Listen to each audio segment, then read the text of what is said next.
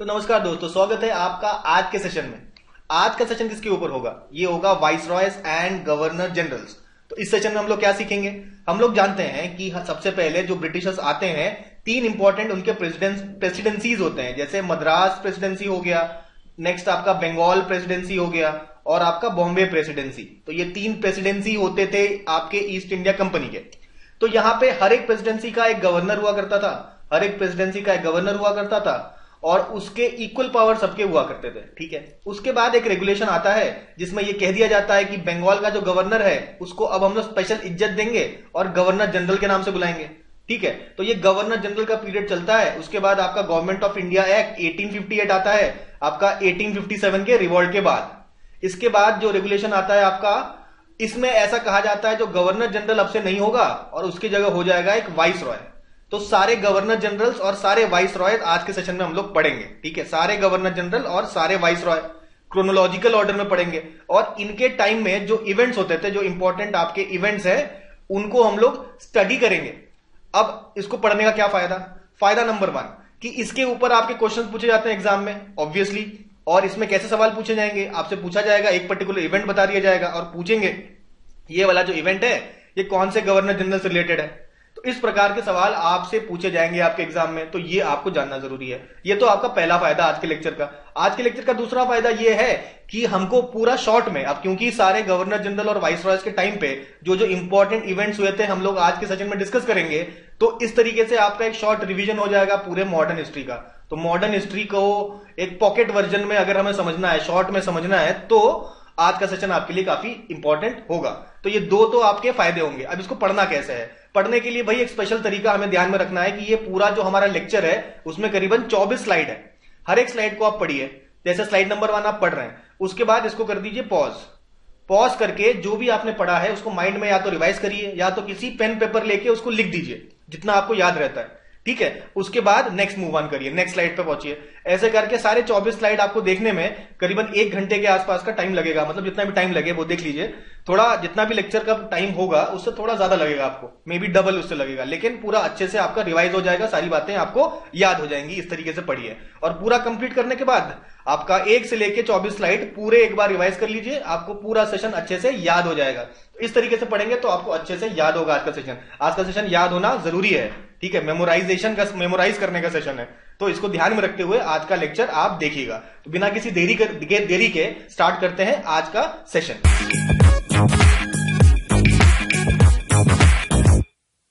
सबसे पहला हम लोग बात करेंगे, जो हमारा गवर्नर जनरल था वो था वॉरेन हेस्टिंग। ठीक है, तो ये हमारा पहला स्लाइड है, नोट करते रहिए। वॉरेन हेस्टिंग्स, बिना किसी नोट्स बना के इसको एक बार पढ़ लीजिए। ठीक है, उसके बाद जैसे स्लाइड खत्म होगा तुरंत रोक के जो भी याद आता है वो एक कॉपी में लिख दीजिए। यही तरीके से हम लोग पढ़ेंगे, इसको ध्यान में रखना है। तो सबसे पहला जो गवर्नर जनरल था वो था वॉरेन हेस्टिंग्स। 1773 टू 1785 एडी में इसका रूल था। ठीक है, तो अब ये नया गवर्नर बना था, तो उसी समय रेगुलेटिंग एक्ट आ गया था ऑफ 1773। ईस्ट इंडिया कंपनी को थोड़ा कंट्रोल करने के लिए ऊपर से थोड़ा प्रेशर आया था कि थोड़ा अच्छे से आप रहिए, थोड़ा काबू में रहिए, आप बेकाबू मतलब होते चले जा रहे हैं, बहुत करप्शन बढ़ा रहे हैं। तो कंट्रोल करने के लिए 1773 का एक्ट आया था। फिर एक्ट ऑफ 1781 आता है, और उसके बाद बेसिकली ये जो एक्ट ऑफ 1781 है ये आपका governor in general in council और सुप्रीम कोर्ट ऑफ कैलकाटा के बीच में जो जुरिस्डिक्शन का मैटर है उसको सॉर्ट आउट करने के लिए ये एक्ट आया था। बेसिकली रेगुलेटिंग एक्ट में आपके सुप्रीम कोर्ट को कुछ पावर दे दी गई थी, जुरिस्डिक्शन। तो ये जो सुप्रीम कोर्ट है गवर्नर इन जनरल काउंसिल के कामों में भी दखल अंदाजी करने लगा था। तो इसका ये जो पावर है ये छीनते हुए आपका एक्ट ऑफ 1781 ने समझाया इनको कि भाई governor in general in council के बारे में आप कोई केसेस वगैरह नहीं लेंगे, ये आपके जुरिस्डिक्शन से बाहर है। तो ऐसी कुछ बात हुई थी। इसके बाद आता पिट्स इंडिया एक्ट ऑफ आपका 1784। ठीक है, 1784 का पिट्स इंडिया एक्ट आता है। तो ये 3 एक्ट्स आते हैं आपके लगातार वॉरेन हेस्टिंग के टाइम पे। चलिए, एक्ट्स की बात हो गई। अब बात करेंगे हम लोग एक और छोटी सी चीज। 1784 में एशियाटिक सोसाइटी ऑफ बंगाल की स्थापना इन्होंने करी। उसमें इन्होंने कहा कि जो भी बुक्स वगैरह है और जो भी इंडिया के जो आर्कियोलॉजी से रिलेटेड जो चीजें हैं उनके बारे में हम लोग कुछ मतलब शोध का कार्य करेंगे, यानी कि रिसर्च का काम करेंगे। ठीक है, फिर बात करें, इन्होंने लड़ाई करी। तो इनके टाइम पे बड़ी लड़ाइयां होती थी। ठीक है, इस समय कॉन्क्वेस्ट चल रहा था, इंडिया का कॉन्क्वेस्ट कर रहे थे ये लोग। तो रोहिल्ला वॉर होता है 1774 में। ठीक है, इसके बारे में आपने पहले नहीं पढ़ा लेकिन अभी पढ़ लिया। रोहिल्ला वॉर था 1774, पहली लड़ाई यही लड़ी। इसके बाद देखिए मराठाओं से लड़ाई हो गई। मराठाओं से 1771 टू 1782 में लड़ाई हुई और ट्रीटी ऑफ सलबई साइन होता है, ये सब हम लोग पढ़ते आ रहे हैं।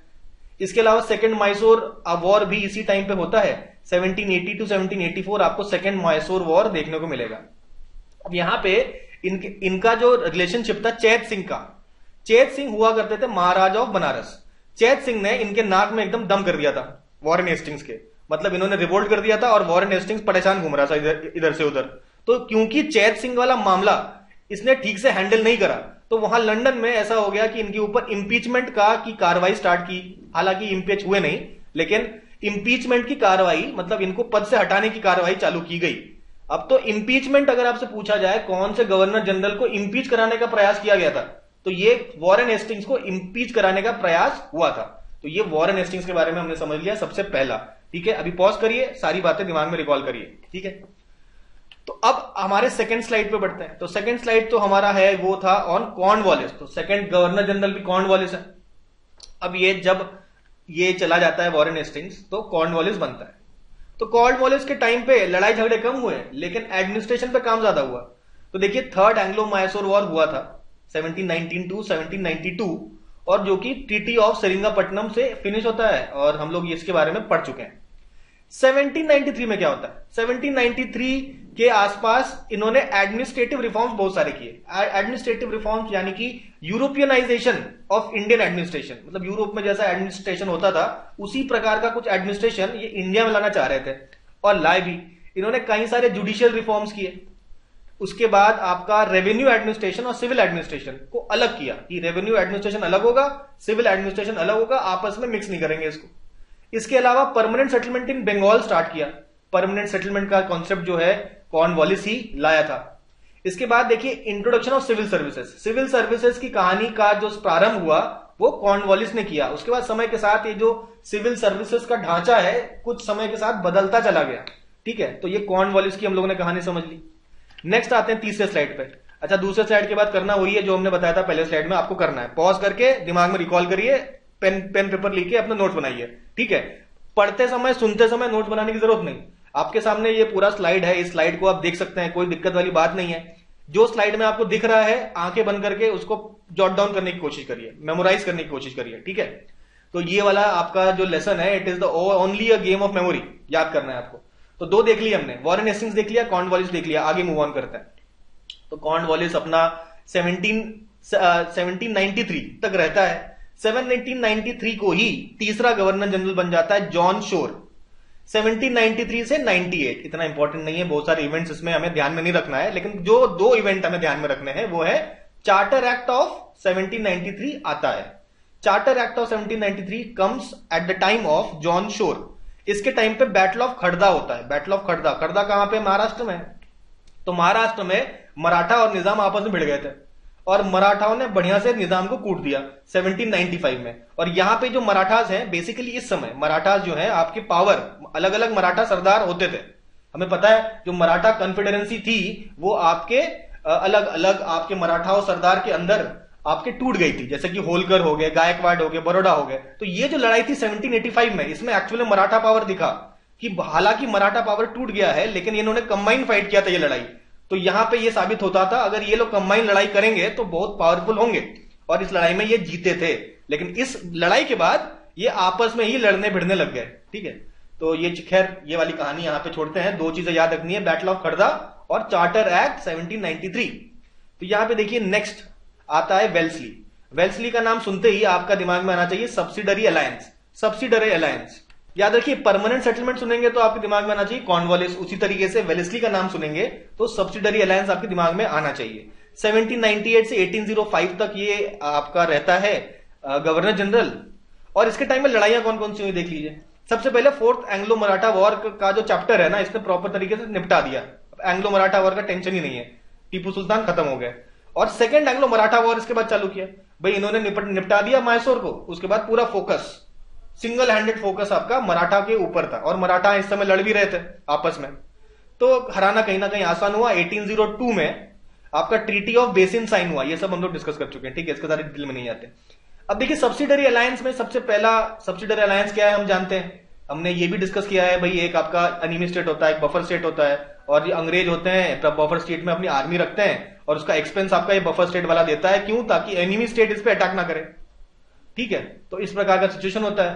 तो ये जो आपका स्टेट है जो ईस्ट इंडिया कंपनी का प्रोटेक्शन लेता है, इस स्टेट को बेसिकली कहते हैं कि ये वाला state has come under the subsidiary alliance of east India company. तो यही होता है, सबसे पहला आने वाला होता है निजाम, क्योंकि भाई जो आपके मराठाज हैं इनको बहुत तगड़े से हराते हैं, इनकी अच्छे से कुटाई करते हैं, तो इनको लगता है कि भाई अब हमें समय आ चुका है। अब जैसे ये बैटल ऑफ खरदा में हारे तो निजाम को अब समझ में आ गया कि हम अकेले सर्वाइव नहीं कर सकते, हमें दोस्त बनाना है, तो बना लिया दोस्त।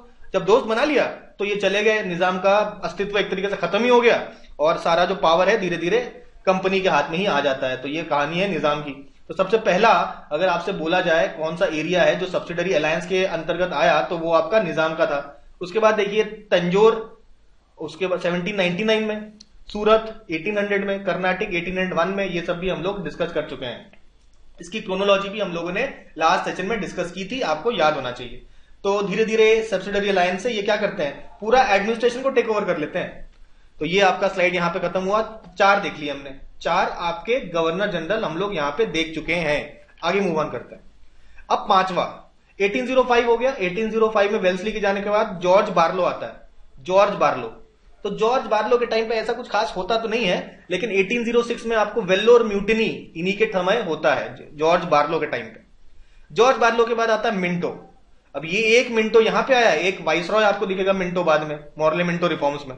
तो दो मिंटो आए हैं। तो पहला जो मिंटो 1 था ये 1807 टू 1812, 5 साल। इसके टाइम पे क्या हुआ था हमें पता है, 1809 में ट्रीटी ऑफ अमृतसर साइन होता है, किसका? महाराजा रंजीत सिंह के साथ। और कहा जाता है कि सतलुज नदी के एक तरफ आप रहेंगे, एक तरफ हम रहेंगे, और एक दूसरे की बॉर्डर में हम लोग इंटरफेयर नहीं करेंगे, आप अपना एरिया संभालिए, हम अपना एरिया संभालते हैं। तो ये जो ट्रीटी थी महाराजा रंजीत सिंह के साथ, ये साइन हुई थी at the time of Minto. तो जॉर्ज बार्लो हो गया, मिंटो हो गया। 7वें नंबर पे, अब देखिए 7वें नंबर पे जो व्यक्ति आते हैं वो होते हैं हेस्टिंग। अब देखिए वॉरेन हेस्टिंग से इसको कंपेयर मत करिए, ठीक है, ये अलग हेस्टिंग्स है। तो हेस्टिंग्स आते हैं, ये आपके 10 साल रहते हैं गवर्नर जनरल, और काफी लड़ाइयां होती है इसके टाइम पे। हेस्टिंग के टाइम पे जबरदस्त लड़ाई करता है हेस्टिंग। सबसे पहले एंग्लो नेपाल वार होता है। नेपाल वॉर में कुछ टेरिटरी ले लेते हैं और सेटलमेंट कर लेते हैं, treaty of Sangolli, treaty of Sangolli. अच्छा ये देखिए संगोली नहीं है, सुगोली है, SUGAULI, सुगोली। नेपाल के साथ ट्रीटी ऑफ सुगोली साइन हो जाता है। उसके बाद फाइनली ये थर्ड एंग्लो मराठा वॉर में मराठास की कहानी यहां पे ये लोग फिनिश कर देते हैं, हेस्टिंग 1817 टू 1819, ठीक है। और यहाँ पे ये बेसिकली सिंधियाज के साथ ट्रीटी होता है और बाकी लोगों के साथ भी ट्रीटी होता है। सिंधियाज के साथ होता है 1817 में, और फाइनली जब ये खत्म होता है तो मराठा कॉन्फेडरेंसी को डिसॉल्व कर दिया जाता है। कहते हैं कि भाई कोई आज से पेशवा वेशवा सब खत्म, ठीक है, और पूरा जो मराठा टेरिटरी को यानी कि पेशवा की टेरिटरी को मिला लेता है बॉम्बे प्रेसिडेंसी में। तो इसके टाइम पे देखिए नेपाल और मराठास के साथ आपका सॉर्ट आउट हो गया सब।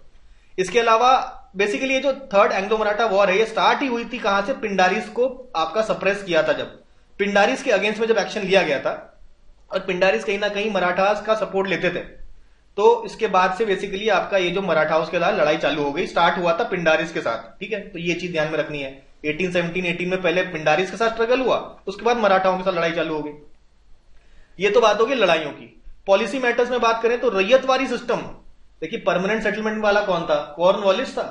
रैयतवारी सिस्टम चालू हुआ था मद्रास में, इसी के टाइम पे, हेस्टिंग्स के टाइम पे 1820 में। उस समय मद्रास का गवर्नर कौन हुआ करता था, मद्रास का गवर्नर उस समय हुआ करता था थॉमस मुनरो। आई होप ये बात समझ में आ गई होगी।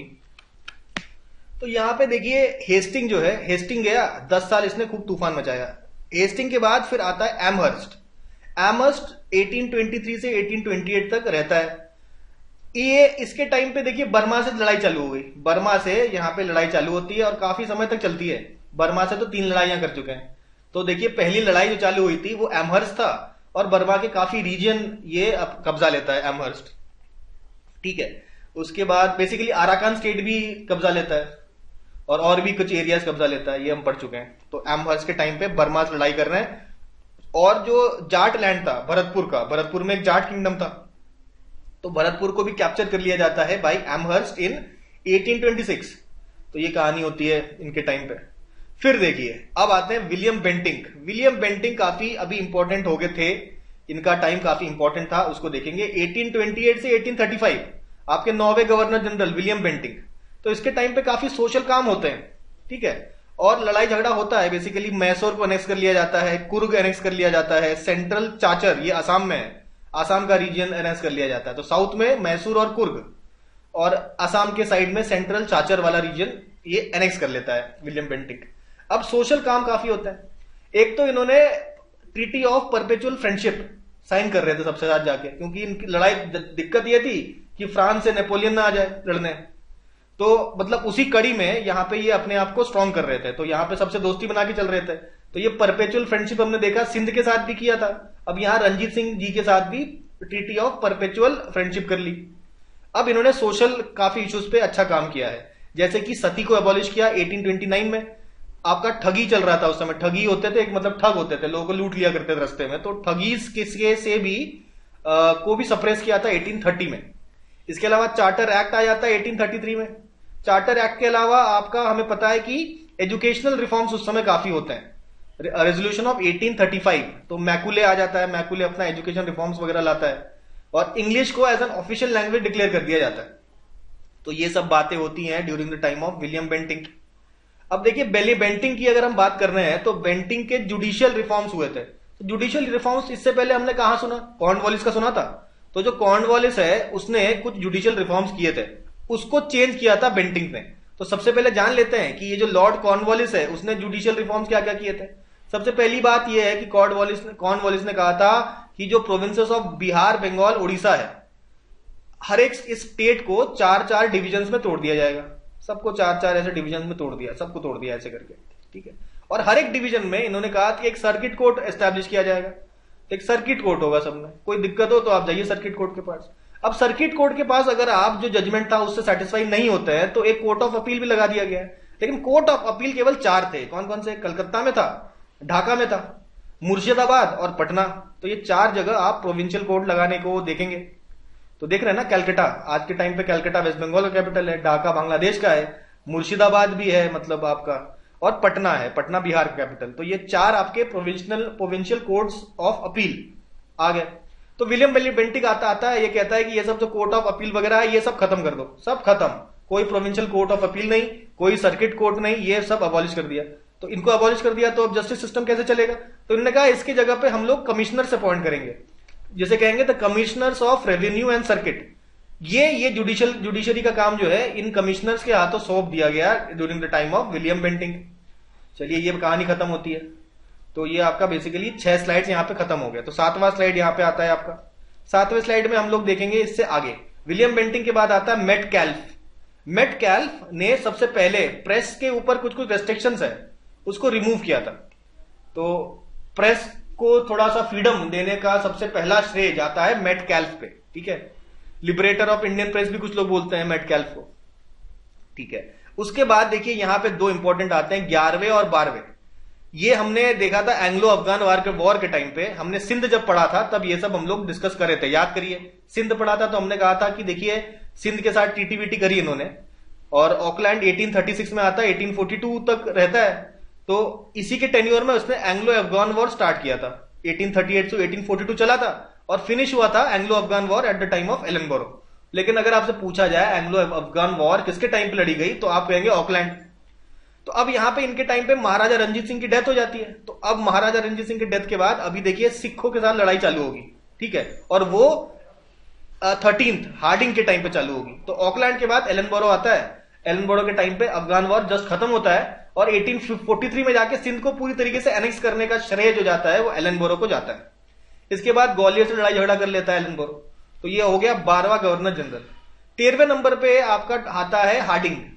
हार्डिंग जो आता है ये 1844 में, देखिए हार्डिंग 1 है, एक और हार्डिंग आता था आपका वाइस रॉय, ठीक है, 1911 के आसपास।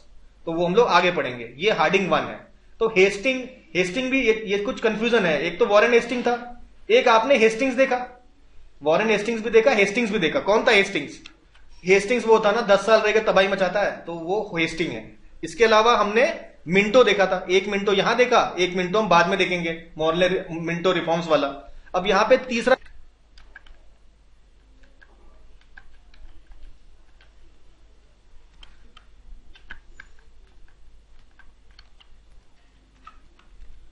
एमहर्स्ट के टाइम पे देखा था ना हमने, ये 8th जो अब गवर्नर जनरल था, इसके टाइम पे बर्मा वॉर स्टार्ट हुआ था 1824 के आसपास।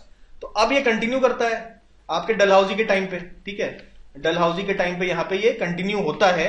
और इसके बाद लोअर बर्मा वाला रीजन और कैप्चर हो जाता है। पेगू लोअर बर्मा का जो रीजन है उसको 1852 में एनेक्स कर लिया जाता है। तो दूसरा बर्मा का वॉर इसके टाइम पे होता है, दूसरा एंग्लो सिख वॉर और एंग्लो बर्मा वॉर सेकेंड, इनका इसके टाइम पे होता है। इसके अलावा इसने एनेक्स करने की एक नई तरकीब निकाली कि भाई डॉक्ट्रिन ऑफ लैप्स निकाला। वो हमको क्या पता है कि मान लीजिए एक राजा है, उसका कोई अगर बेटा नहीं है, उसका कोई हायर नहीं है, तो वो किसी को ऐसे अडॉप्ट करके उसको राजा बना दे, ऐसा पॉसिबल नहीं होना चाहिए। तो ऐसा सिस्टम किया, अगर ऐसा कभी होता है एडॉप्टेड सन को आप अगला राजा डिक्लेयर नहीं कर सकते। तो अगर आपका कोई वंशज नहीं है आगे, तो ये प्रॉपर्टी ब्रिटिशर्स के पास पहुंच जाएगी। इस तरीके से बहुत सारे रीजन ये कब्जा लेता है, जैसे कि सातारा आपका 1848 में सातारा, फिर जैतपुर, संबलपुर सेकंड और थर्ड, फोर्थ में फिर उदयपुर देखा हमने, बागत देखा था इससे पहले, ठीक है, बागत 1850 में, ये यहां पे लिखा नहीं है, 1850 में आपका बागत के बाद उदयपुर के बाद झांसी, ये देख चुके हम लोग, झांसी के बाद आपका नागपुर, तो ये अवध, ये सब हम लोग ऑलरेडी देख चुके हैं। इससे पहले डलहौजी के टाइम पे ये सब एरियाज एनेक्स किए गए थे। चलो ये तो बात होगी पॉलिटिकल। सोशल कुछ अच्छे काम किए, जैसे कि विडो रीमैरिज एक्ट आता है at the time of Dalhousie. Infrastructure के ऊपर काफी फोकस किया, जैसे कि टेलीग्राफ लाइन लगवाया, टेलीग्राफ लाइन 4000 माइल्स की टेलीग्राफ लाइन लगाई, कलकत्ता, बॉम्बे, मद्रास, पेशावर। और जो 1857 का आगे हम लोग रिवॉल्ट पढ़ेंगे, 1857 के रिवॉल्ट को सप्रेस करने के लिए बहुत बड़ा रोल यही प्ले करता है। टेलीग्राफ लाइन लगा दी तो मैसेज इजीली आपके पास हो पाते थे। इसके अलावा पोस्ट ऑफिस एक्ट और first railway line Bombay to Thane railway line चला दी। इसके अलावा गंगा में कैनाल बनाया 1854 में। ये कुछ काम किए थे इसने डलहौजी ने, ठीक है। अब डलहौजी के टाइम पे, डलहौजी के बाद यहां पे स्टार्ट होता है गदर, ठीक है। 15वां आपका आता है गवर्नर जनरल, ये आप देख सकते हैं पिक्चर में, ये है केनिंग। केनिंग 1854 से 1857 रहता है। उसके बाद आपका रिवोल्ट ऑफ 1857 चालू हो जाता है। तो रिवोल्ट ऑफ 1857 सप्रेस किया जाता है। फिर गवर्नमेंट ऑफ इंडिया के 1858 आ जाता है और ईस्ट इंडिया कंपनी से पावर छीन के ब्रिटिश अपने पास रख लेती है। ब्रिटिश अपने पास रख लेती है, उसके बाद कहती है ये जो आपका गवर्नर जनरल का सिस्टम खत्म करेंगे और वाइसराय का सिस्टम चालू करेंगे। और केनिंग को कहते हैं कि आपसे आप गवर्नर जनरल नहीं कहलाएंगे, आप पहले वाइसराय कहलाएंगे। 1857 से 1862 आपका सबसे पहला वाइसराय बनता है केनिंग, ठीक है। कैनिंग, अच्छा, अब 1856 से 1857 के बीच में जब ये गवर्नर जनरल रहता है तो 3 यूनिवर्सिटीज भी और खोलता है, कलकत्ता, बॉम्बे और मद्रास में ये यूनिवर्सिटी खोलता है। चलो एक अच्छा काम किया इन्होंने। इसके अलावा इसके टाइम पे कुछ कुछ लेजिस्लेशन आते हैं ऊपर से, यानी कि ब्रिटिश पार्लियामेंट से आते हैं। Government of India act, Indian council act of 1862, ठीक है। तो ये 2 एक्ट आपको ध्यान में रखना है। इसके अलावा व्हाइट म्यूटिनी, यूरोपियन ट्रूप्स कुछ यहाँ पे बगावत कर देती है, ऐसा कुछ सिस्टम रहता है। 1859 को ये बगावत हुआ था, व्हाइट म्यूटिनी कहते हैं। किसके टाइम पे हुआ था? केनिंग के टाइम पे। तो केनिंग हम देख चुके हैं, सबसे पहला वाइसरॉय बन जाता है। अब देखिए नंबरिंग चेंज हो गई, पहला वाइसरॉय केनिंग बन जाता है, अब दूसरा वाइसरॉय कौन बनेगा, अब ये बात करेंगे। तो देखिए बीच आधे पड़ाव पे हम पहुंच चुके हैं, ठीक है। अब नेक्स्ट हाफ हम लोग अभी कंटिन्यू करेंगे। तो इसके बाद बनता है एल्गिन, 2 साल तक रहता है, 1862 टू 1864। इसके टाइम पे होता है वहाबी मूवमेंट, वहाबी मूवमेंट को सप्रेस करता है। चलिए सेकंड हो गया, 1864 पे आ गए हम लोग। 1864 के बाद आता है जॉन लॉरेंस। देखिए कैनिंग ने क्या चालू किया था, कैनिंग ने हमें पता है 3 यूनिवर्सिटी चालू की थी, कलकत्ता, बॉम्बे, मद्रास में, ठीक है। उसके बाद एल्गिन आता है। फिर जॉन लॉरेंस ने कहा कि हम भी पीछे क्यों रहे, हम हाईकोर्ट आपके एस्टैब्लिश करेंगे कलकत्ता, बॉम्बे, मद्रास में। इसके बाद लॉरेंस के टाइम पे भूटान के साथ लड़ाई चालू होती है, भूटान वॉर। तो देखिए नेपाल तो पहले जीत लिया था, अब भूटान के साथ लड़ाई करके मतलब ये लोग समझौता कर लेते हैं भूटान की लड़ाई का, ठीक है। और अभी तक पूरी तरीके से म्यांमार कैप्चर नहीं हुआ है, बर्मा कैप्चर नहीं हुआ है, वो आगे जाके होगा, ठीक है। बाकी लगभग पूरा एरिया कब्जा चुकी है अब ब्रिटिश। चलिए इसके बाद आता है मेयो 1869 से 1872 आता है। 1872 में मेयो को एसासिनेट कर दिया जाता है, ठीक है, एसासिनेट कर दिया जाता है 1872 में। और अच्छा, ये 2 कॉलेजेस खोलता है आपका, अजमेर में एक कॉलेज खोलता है to train Indian princes, Indian जो प्रिंसेस हैं उनको कैसे काम करना चाहिए उसके लिए ट्रेनिंग देना है। इसके अलावा राजकोट कॉलेज खोलता है काठियावाड़ में। तो कॉलेज खोलता है 2, अजमेर में और राजकोट में। चलिए इसके अलावा आपके 3 इंपॉर्टेंट एस्टैब्लिशमेंट ये खोलता है, जैसे कि department of agriculture and commerce, department of railways, ठीक है। तो रेलवे ट्रेन चलाई थी किसने? डलहौजी ने ट्रेन चला दी थी। तो अब ट्रेन को संभालने के लिए एक रेलवे प्रॉपर डिपार्टमेंट खोल दिया जाता है at the time of Mayo. इसके अलावा स्टैटिस्टिकल सर्वे ऑफ इंडिया खोलता है और इसी के अंतर्गत आगे जाके सेंसस हो गए, ठीक है। तो इसी के अंतर्गत सेंसस होंगे। एक बार एक प्रयास करता भी है मेयो सेंसस कराने का, लेकिन प्रॉपर हो नहीं पाता। ऑल इंडिया सेंसस नहीं था, आगे जाके फिर सेंसस होता है जो statistical survey of India he conduct करवाती है। तो ये हमने देख लिया मेयो का हिसाब किताब। तो चौथा गवर्नर जनरल हो जाता है मेयो। मेयो के बाद आता है नॉर्थब्रुक। अब 4-4 साल सब लोग दे रहेंगे, अगले 3। नॉर्थब्रुक 1872 से 1876 आता है। इसके टाइम पे 2 चीजें याद रखनी है, कूका मूवमेंट और trial of Gaikwad of Baroda. Gaikwad of Baroda का जो ट्रायल है वो हुआ था नॉर्थब्रुक के टाइम पे। चलिए अब थोड़ा और हम लोग आगे आते हैं। लिटन। इसके बाद 1786 में एक आपका लिटन आता है और लिटन ने यहां पे अति कर दी होती है। कैसे? देखिए, इस समय आपका फेमियन भुखमरी चल रही है इंडिया में। भुखमरी चल रही है आपके इंडिया में कई जगह, बॉम्बे, मद्रास, मैसूर, हैदराबाद, सेंट्रल प्रोविंसेस जो आज का मध्य प्रदेश है, इसके अलावा पंजाब में चल रहा है। तो इसने एक फैमिन को हैंडल करने के लिए आपका एक कमीशन बैठाया था, Richard Strachey commission, Richard Strachey commission, famine commission of 1878, ठीक है। तो कमीशन बैठा दिया इसने। बाकी ये लग गया, क्या कहते हैं, अब चाटुकारिता में लग गया। कैसे? इस समय भाई क्वीन विक्टोरिया को रॉयल टाइटल्स देने का मन कर गया इसका, तो रॉयल टाइटल्स एक्ट लाया। यहां पे भुखमरी में लोग मर रहे हैं, लेकिन यहां पे रॉयल टाइटल दिया जा रहा है क्वीन विक्टोरिया को। कैसा? कैसर हिंद, क्वीन एम्प्रेस ऑफ इंडिया, ठीक है। फुल आपका क्या कहते हैं, चाटुकारिता चल रही है क्वीन विक्टोरिया की, ठीक है। अब यहां पे देखिए, और इंडियंस को सप्रेस करने के लिए एक तो फैमिन से परेशान, ऊपर से नए नए एक्ट आ रहे हैं। वर्नाकुलर प्रेस एक्ट आ गया, प्रेस पे के फ्रीडम को रोक दिया गया। आर्म्स एक्ट आ गया, आर्म्स वगैरह नहीं रख सकते, ठीक है। और इसने इसके टाइम पे देखिए सेकंड एंग्लो अफगान वॉर भी हुआ था, तो अफगान को फाइनली इसके टाइम पे ही अफगान काबू किए गए थे। उसके बाद हमें पता है 1893 में अफगान के साथ आपका डूरेंट लाइन वगैरह हुआ था, वो आगे देखेंगे, ठीक है। ये पूरी कहानी थी लिटन की। तो लिटन ने खूब अति मचाई है अपने टाइम में। लेकिन लिटन के बाद जो व्यक्ति आते हैं वो भाई रिपन द गुड भी बोलते हैं। काफी अच्छे काम किए रिपन ने। लिटन जिस तरीके से उसके बुरे कामों के लिए जाना जाता है, रिपन अपने अच्छे कामों के लिए जाना जाता था। 1880 से 1884 का टाइम पे रिपन आता है और कहता है फर्स्ट फैक्ट्री एक्ट। तो फैक्ट्री में कंडीशंस बड़ी खराब हुआ करती थी लेबर्स की, तो उनको कुछ राइट्स देने के लिए ये एक्ट आपका लाता है, तो improve the condition of workers. इसके अलावा रेंडिशन एक्ट ऑफ 1881 में मैसूर जो कब्जा लिया गया था वो वापस कर दिया जाता है। किसको? भाई टीपू सुल्तान को नहीं किया जाता, मैसूर वापस कर दिया जाता है। उस समय देखिए जो टीपू सुल्तान हैदर अली वोडेयार डायनेस्टी के अंदर काम करते थे, तो उन्हीं वोडेयार डायनेस्टी को दोबारा लौटा दिया जाता है मैसूर का जो आपका किंगडम है, ठीक है। इसके अलावा जो लिटन के द्वारा वर्नाकुलर प्रेस एक्ट आया था, इस प्रेस एक्ट को कर दिया गया था रिपल, भाई हटो, ठीक है। इसके अलावा एक रेजोल्यूशन लाया जाता है लोकल सेल्फ गवर्नमेंट के लिए, resolution for local self government. उसके बाद एक एजुकेशन कमीशन आता है विलियम हंटर के अंतर्गत। तो ये सब कुछ अच्छे काम होते हैं। और फाइनेंशियल डिसेंट्रलाइजेशन की तरफ आगे बढ़ते हैं, उसके ऊपर भी काम करता है आपका रिपन। और फाइनली एक बिल आता है इल्बर्ट बिल, जिसमें कहा गया था कि जो इंडियन जजेस है वो यूरोपियन लोगों का ट्रायल कर सकते हैं। और यहां पे हो जाती है तबाही। लोग कहते हैं ये कैसी बात कर दी, ये तो हम मानेंगे ही नहीं, तो इस बिल को कैंसिल कर दिया जाता है।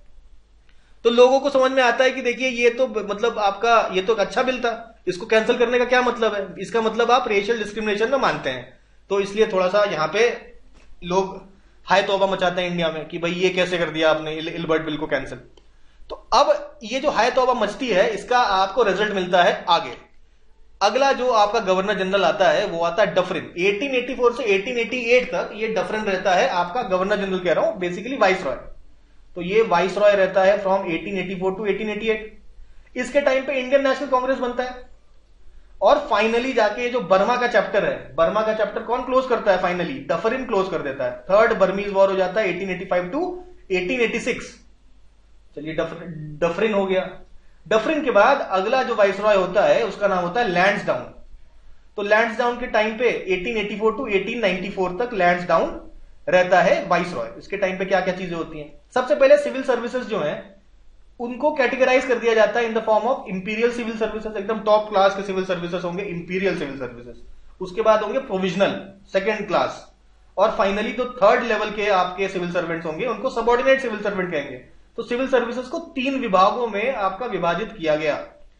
और सेकेंड फैक्ट्री एक्ट लाया गया। रिपन लाया था फर्स्ट फैक्ट्री एक्ट, सेकेंड लाया था आपका लैंसडाउन लाया था सेकेंड फैक्ट्रीज एक्ट। इसके टाइम पे आता है इंडियन काउंसिल एक्ट ऑफ 1892 और डुरेंट कमीशन, यानी कि इंडिया अफगानिस्तान के बीच में डुरेंट लाइन खींच दिया जाता है एट द जब आपका लैंसडाउन के टाइम पे। तो ये चीज हम लोगों ने देख ली लैंसडाउन के बारे में। देखिए 1894 हो चुका है, अब धीरे धीरे आगे बढ़ेंगे हम लोग। 1894 के बाद आपका एल्गिन आता है 1894 टू 1899। इसके टाइम पे ऐसा कुछ खास याद रखना नहीं है। एक चीज याद रखना है, इसके टाइम पे 1897 में चापेकर ब्रदर्स ने मिलकर 2 ब्रिटिश ऑफिसर को निपटा दिया था। ठीक है, तो ये एक रेवोल्यूशनरी एक्टिविटी की हुई थी इसके टाइम पे, एल्गिन 2 के टाइम पे। ये देखिए एल्गिन भी 2 है ना, एक एल्गिन हम लोग पहले पढ़ चुके थे, एक एल्गिन अब पढ़ रहे हैं। एल्गिन 1 कौन था? एल्गिन 1 था आपका केनिंग के बाद एल्गिन 1 आया था ना। अब पढ़ेंगे हम लोग एल्गिन 2। एल्गिन 1 के टाइम पे हमने देखा था वहाबी मूवमेंट को सप्रेस किया था एल्गिन 1 ने। अब एल्गिन 2 आपका 10वां बनता है। दूसरा आपका सेकेंड नंबर का जो वाइसरॉय था वो था एल्गिन 1, और ये 10वें नंबर का जो वाइसरॉय है ये है एल्गिन 2। एल्गिन 1 के टाइम पे हमने देखा था वहाबी मूवमेंट को सप्रेस किया था। ये एल्गिन 2 के टाइम पे ये देखिए चापेकर ब्रदर वाला कांड होता है। तो ज्यादा कुछ है नहीं दोनों एल्गिनों में। अब आता है 11वें नंबर पे कर्जन 1899 टू 1905। कई सारी चीजें होती है इसके टाइम पे। पहले कैलकाटा कॉर्पोरेशन एक्ट ऑफ 1899 आता है।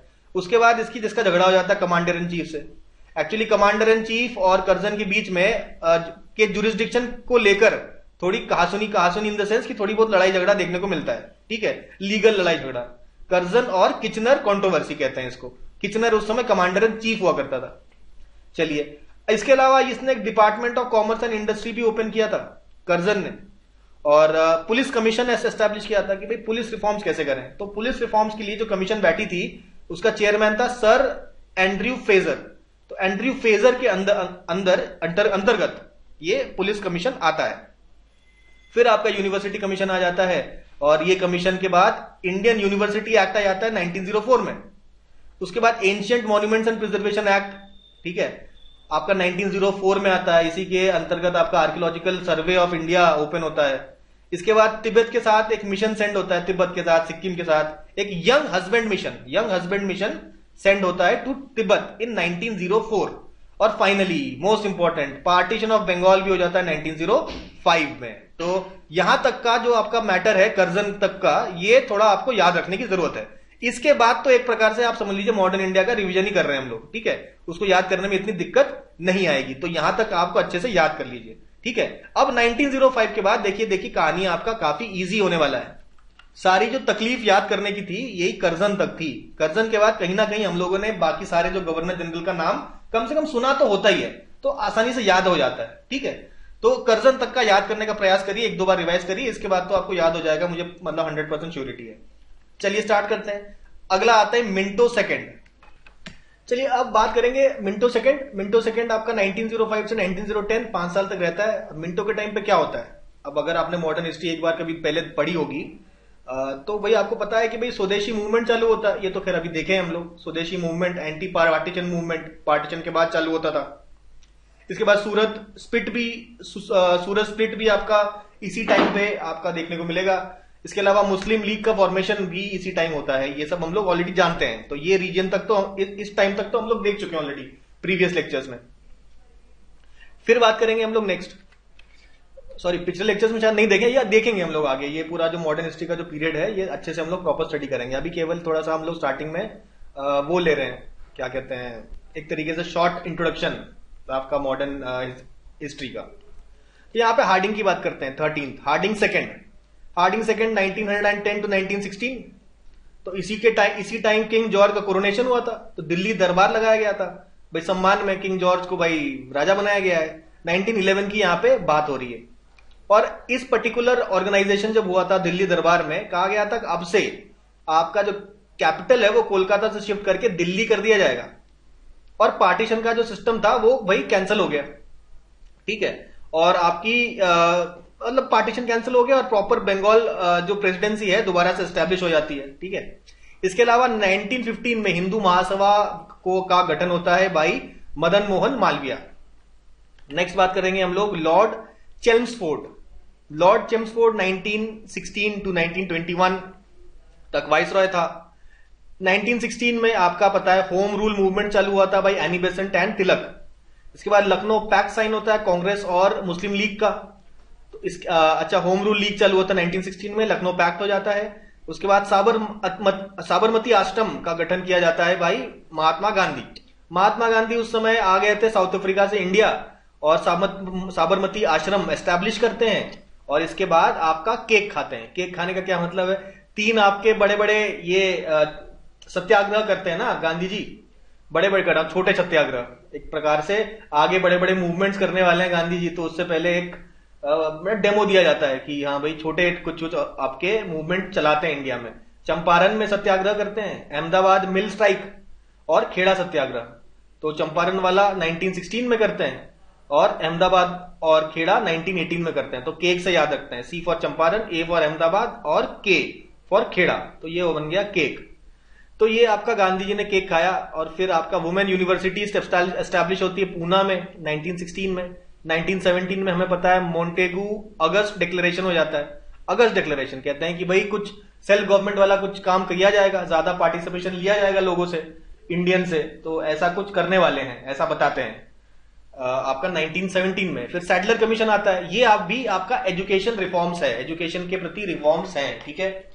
तो ये हमको ध्यान में रखना है। सैडलर कमीशन इज इंपॉर्टेंट, कब आया था एजुकेशन रिफॉर्म्स का, ये ध्यान में रखिए। 1919 की बात करें, गवर्नमेंट ऑफ इंडिया एक्ट आता है 1919 का। तो 1917 में बताया था अगस्त डिक्लेरेशन कि कुछ बड़ा करने वाले हैं, तो वो कर दिया इन्होंने government of India act of 1919 में। रिप्रेजेंटेशन बढ़ाया गया, ठीक है। लेकिन उसके बाद तुरंत रॉलेट एक्ट आ जाता है। रॉलेट एक्ट एक काला एक्ट आ जाता है, उसके बारे में देखेंगे। फिर जलियांवाला बाग मैसेकर होता है, जब रॉलेट एक्ट के अगेंस्ट प्रोटेस्ट होता है। और इसका ऐसा होता है कि इसके बाद नॉन कोऑपरेशन मूवमेंट और खिलाफत मूवमेंट स्टार्ट हो जाता है। इसके पहले आपका नॉन कोऑपरेशन चालू होने से पहले 1 अगस्त 1920 को तिलक जी का डेथ हो जाता है। तिलक जी का डेथ यहाँ पे हो जाता है। इसके अलावा during the time of Lord Chelmsford आपका एसपी सिन्हा साहब बनते हैं पहले Indian to become a governor of a state of British India. British India के किसी स्टेट के पहले इंडियन गवर्नर बनते हैं एसपी सिन्हा साहब। कहां के, बिहार के, ठीक है। आगे बढ़ते हैं हम लोग, बात करेंगे नेक्स्ट लॉर्ड रीडिंग की 1921 टू 26 एडी। तो इनके टाइम पे देखिए नॉन कोऑपरेशन मूवमेंट अपने पीक पे था। तो यहाँ पे काफी सारे राइट्स होते हैं। मोपला रेबिलियन भी इसमें एक इंपॉर्टेंट होता है। केरला में राइट्स होते हैं, मोपला रेबिलियन होता है। और राइट्स आपको देखने मिलेंगे मुल्तान, अमृतसर, अलीगढ़, दिल्ली, कलकत्ता और अरवी। तो इन सब रीजन में आप राइट्स देखने को मिल सकता है आपको। इसके अलावा 5 फरवरी 1922 को ऐसा हो गया था कि नॉन कोऑपरेशन मूवमेंट चल रहा था, वहीं पे हो जाता चौरी चौरा का इंसिडेंट। उसके बाद गांधी जी कहते हैं कि मूवमेंट वापस लेना चाहते हैं हम लोग। तो withdrawal of non cooperation movement यहाँ पे होता है। उसके बाद भाई विड्रॉल हो जाता है। उसके बाद इलेक्शंस होने वाले होते हैं। इलेक्शन लड़ने के लिए एक स्वराज पार्टी गठित होती है कांग्रेस से हटके, और वो किसके द्वारा स्टार्ट किया जाता है, सीआर दास और मोतीलाल नेहरू, ये लोग इलेक्शन लड़ते हैं, ठीक है। फिर देखिए 1923 में एक नया आपका सिस्टम स्टार्ट होता है। जो सिविल सर्विसेज के एग्जाम्स होने वाले होते थे, उसका जो कैपिटल है, सॉरी उसका जो सेंटर है, पहले लंदन ही हुआ करता था। मतलब आपको अगर बनना है सिविल सर्वेंट तो एग्जाम दीजिए जाके लंदन में। तो अभी इन्होंने कहा कि नहीं, दिल्ली में भी एग्जाम वही ले लेंगे, ऐसा नहीं केवल लंदन में। इसके बाद 1925 में काकोरी ट्रेन रॉबरी होती है। 1926 में आपका स्वामी श्रद्धानंद का मर्डर होता है। नेक्स्ट 16th आपके जो वाइसरॉय होते हैं वो है इरविन, 1926 से 1931। तो सबसे पहले 1927 में Harcourt Butler Indian states commission का एस्टैब्लिशमेंट होता है। ये क्या है, ये आपके जो प्रिंसली स्टेट्स हैं, उनके जो प्रिंसेस हैं, उनके साथ बात करने के लिए और नेगोशिएट करने के लिए, कोऑपरेट करने के लिए, उनकी प्रॉब्लम समझना, मतलब उनके साथ नेगोशिएशन करने के लिए एक कमीशन बनता है जिसका नाम होता है Harcourt Butler Indian states commission 1927 में।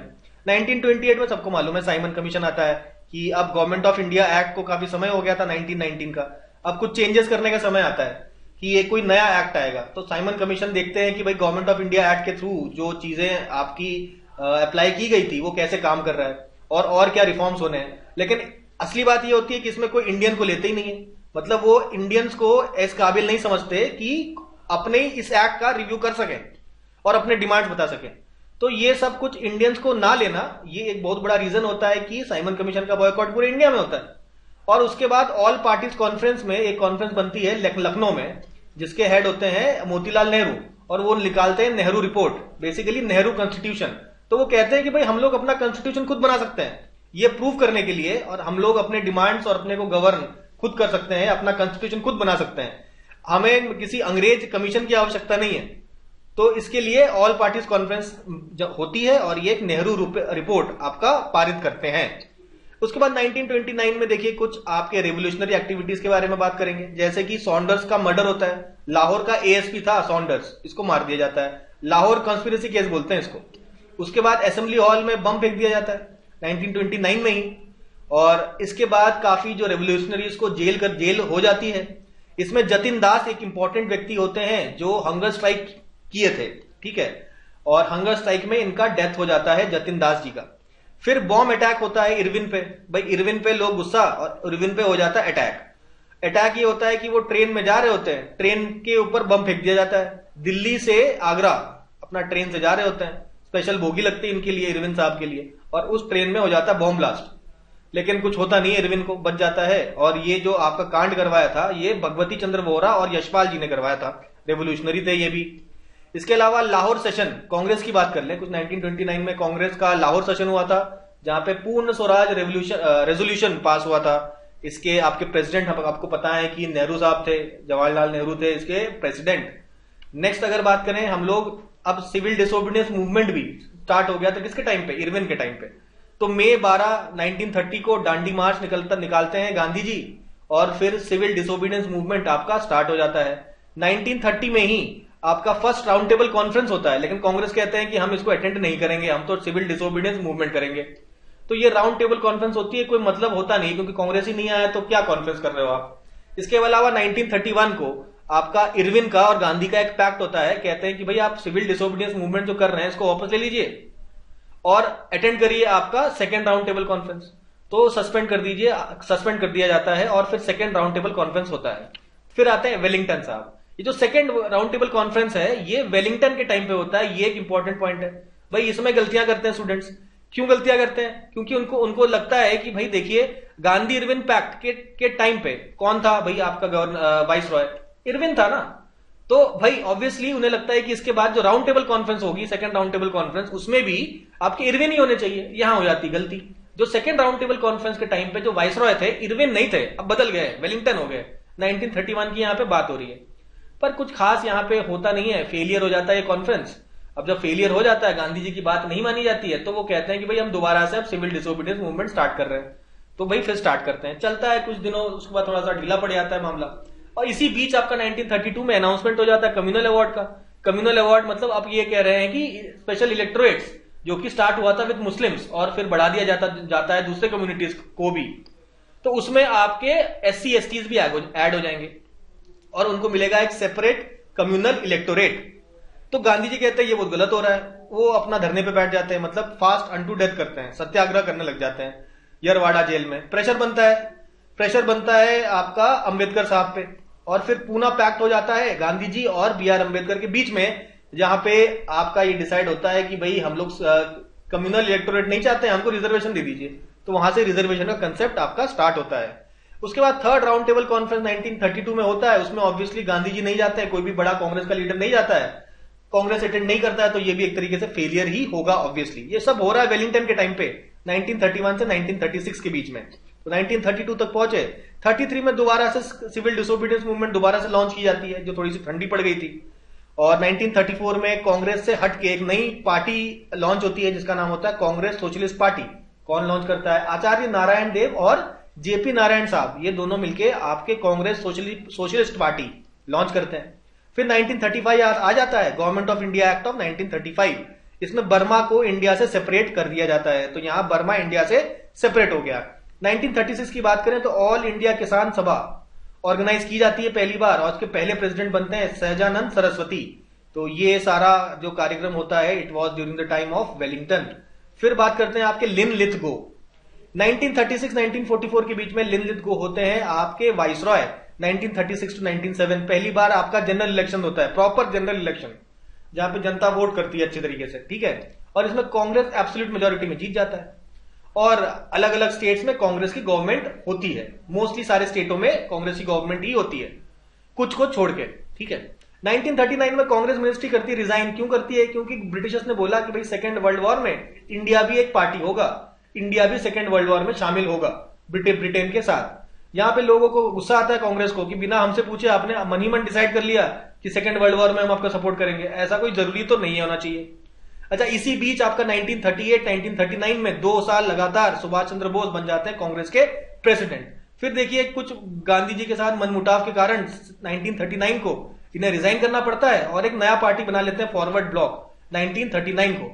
उसके बाद सुभाष चंद्र बोस को कहीं ना कहीं आपका नजरबंद करके रख दिया जाता है और 1941 में ये वहां से भागते हैं, एस्केप करते हैं। आगे जाके हमें पता है कि इंडियन नेशनल आर्मी का फॉर्मेशन सुभाष चंद्र बोस करते हैं। ठीक है, तो ये देखिए 1939 पे आ गए। अब दूसरी तरफ आते हैं, कांग्रेस की बात करें तो यहां पे अच्छा ऑल इंडिया मुस्लिम लीग की यहां पे बात अगर कर रहे हैं तो राहो रेजोल्यूशन होता है इनका।